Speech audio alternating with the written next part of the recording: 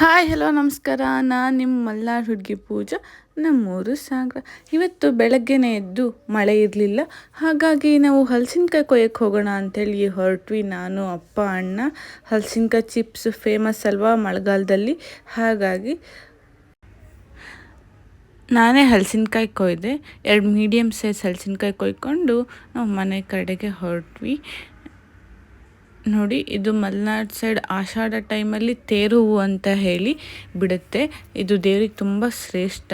ವರ್ಷಕ್ಕೊಂದ್ಸಲ ಅಷ್ಟೇ ಬಿಡೋದು. ನಾನು ಹಲಸಿನಕಾಯಿ ತಗೊಂಡು ಮನೆ ಕಡೆಗೆ ಹೊರಟೆ. ಅದಾದಮೇಲೆ ಮನೆಗೆ ತಂದು ಹಲಸಿನಕಾಯಿನ ಈ ರೀತಿ ಹೆಚ್ಚಬೇಕು. ಹಿಂದ್ಗಡೆ ಮುಳ್ಳಿರುತ್ತಲ್ವ, ಅದನ್ನೆಲ್ಲ ತೆಗೆದ್ರೆ ನಮಗೆ ಬಿಡ್ಸೋಕ್ಕೆ ಈಸಿ ಆಗುತ್ತೆ. ಹಾಗಾಗಿ ಬಿಡಿಸಿ ಅದಾದಮೇಲೆ ಹಲಸಿನಕಾಯಿನ ಈ ಥರ ಸಣ್ಣ ಸಣ್ಣ ಹೆಚ್ಚಿ ಬಾಣಲಿಗೆ ಹಾಕಬೇಕು. ಲಾಸ್ಟಿಗೆ ಉಪ್ಪು ಖಾರ ಹಾಕ್ಕೊಂಡು ತಿಂದರೆ ತುಂಬ ಚೆನ್ನಾಗಿರುತ್ತೆ. ನಾನು ಫುಲ್ ವೀಡಿಯೋ ಯೂಟ್ಯೂಬಲ್ಲಿ ಅಪ್ಲೋಡ್ ಮಾಡ್ತೀನಿ. Thank you.